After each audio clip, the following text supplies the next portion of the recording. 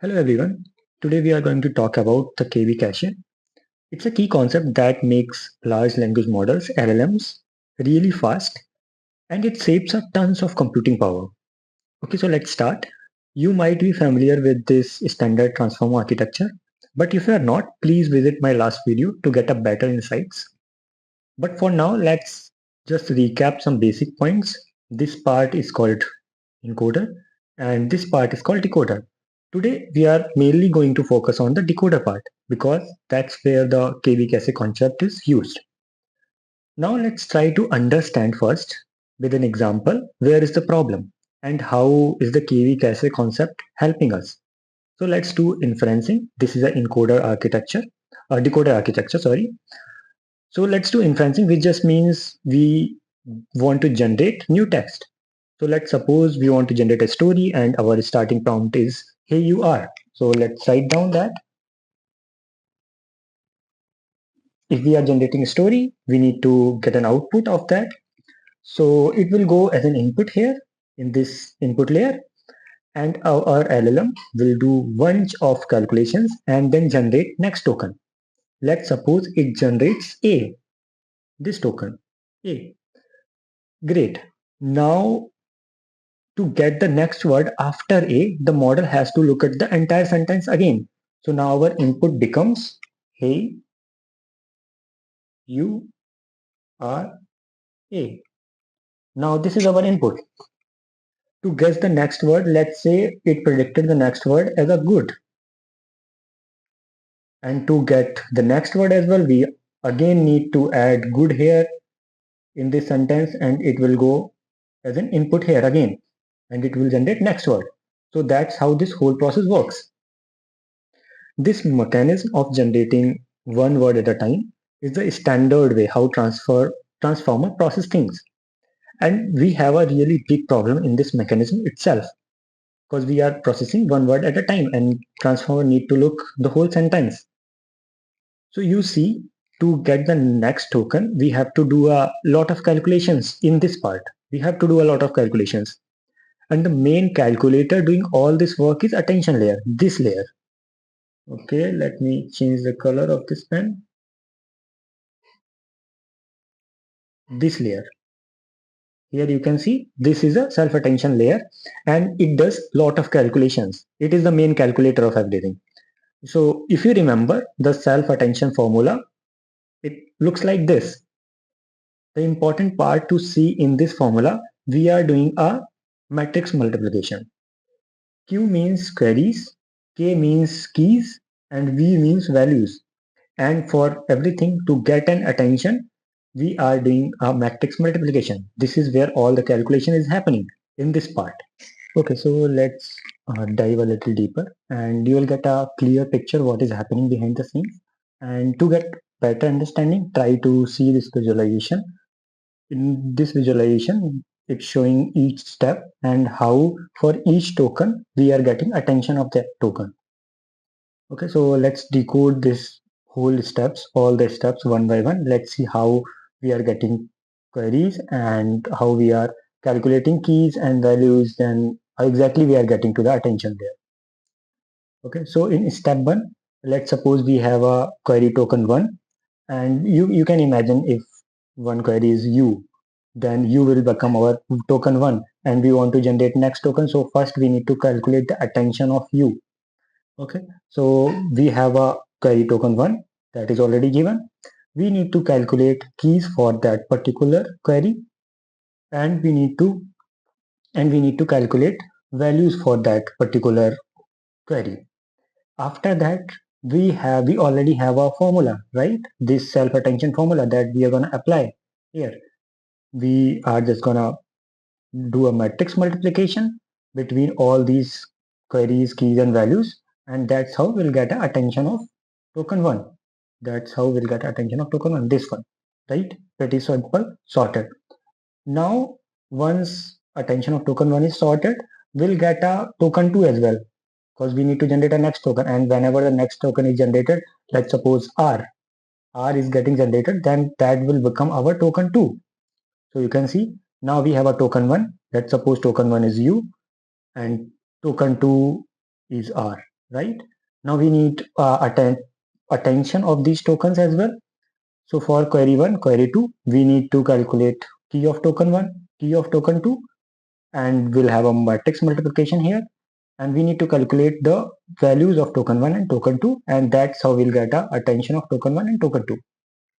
Okay, you can clearly see some problems here is that we have already calculated token 1 attention in our last step. But here in this second step as well, we are calculating each and everything. So can we remove some steps here? And you can see in previous step as well, we have calculated keys of token 1 and values of token 2. And in this step as well, we are calculating keys of token 1 and values of token 1. We already have those keys and values. Why we are not caching those? Why we are not saving those values and we can reuse them because they are not going to change over time, right? So that is the main concept of query caching. Okay, so let's go to step 4 and you will get a lot clarity in that. Okay, so in step 4, let's go there. In step 4, you will have a query token 1, query token 2, query token 3, and query token 4 because you want to generate to attention of this token 4. You want to generate this part, token 4, attention of token 4. So to generate this, we need a key of token 1, key of token 2, key of token 3, and key of token 4. So one thing we can do, either we can already save them in a previous step so that we don't have to calculate, but if we are not saving them, we need to calculate right now. So if we'll calculate key 1, key 2, key 3, and then you are also multiplying, you are doing a lot of matrix multiplication here, and these are calculations, these all are calculations happening because we are calculating attention of token 1, token 2, and token 3 that we have already calculated. We don't need to calculate. So let's try to find out what exactly we need to calculate this attention of token 4. To calculate this attention of token 4, we need values. We need all values, these values. Okay. These three values we can save from previous step. The value of token 4 we can calculate. It's a less computation. We are not calculating each and everything. So it's a less computation altogether. We need this part. We need this part only because this part will decide what will be the attention of token 4. We don't need this all these previous tokens calculations, Q and K transpose. We don't need all of those. For this, we need all these keys values. So we have again two choices. Either we save all these three values from previous steps or we calculate it right now, which will make our computation heavy. So we'll calculate only token 4 and we'll take all these keys from the previous step. And we are not calculating these values and we are not getting the attention of token 1, token 2, token 3. We really don't need these queries as well. Because you can see these queries go to getting multiplied here in this part, and that's how we are generating attention of token 1, token 2, token 3 that we have already calculated. So we don't have to worry about that. So you need just a query of token 4, all the keys, and then this get multiplied and we'll get this kind of matrix, and then this kind of matrix will get to multiplied with the values, all the values, and we'll get the token 4. Lot of simplifications. We are not doing a lot of calculations here, just we are saving all the previous keys and values. Okay, so that's how it will look like finally. So without cache, you can see, let me show you the picture. Let's go to the step 3.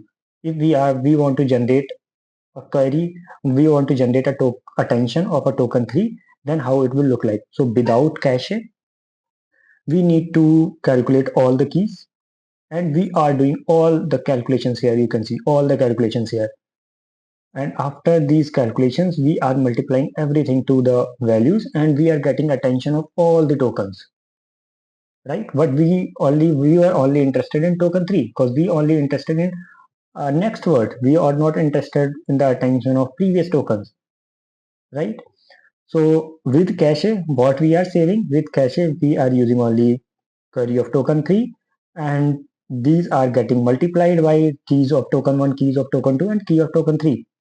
These two keys we have already saved in our cache. We are reusing them, And that's how we are getting this matrix multiplication. You can see it's a lot simpler than the previous one. Once it's done, we are again multiplying it with v. And in that v as well, we are not recalculating them. We are just fetching those from the previous ones that we have already calculated. And once they are getting multiplied by this, we'll get a attention of token 3. We anyway don't need a attention of token 1, token 3, that we have already calculated in our last step. So that's how we are saving a lot of computation power. And you can see whenever some multiplications and whenever some steps are less, and whenever some multiplications are less in a transformer inferencing get fast, because in whole transformer we are just doing a matrix multiplication, and if we are not doing a heavy multiplications, inferencing will be fast. That's why this KV cache makes our inferencing really fast, because you are not doing these kinds of irrelevant calculations again and again and again. So that's why inferencing is fast, and because you are not doing all these calculations, it's not a computation heavy. You are not paying a lot of money just to calculate it. So that is the concept of KV cache. That's how it saves energy and time.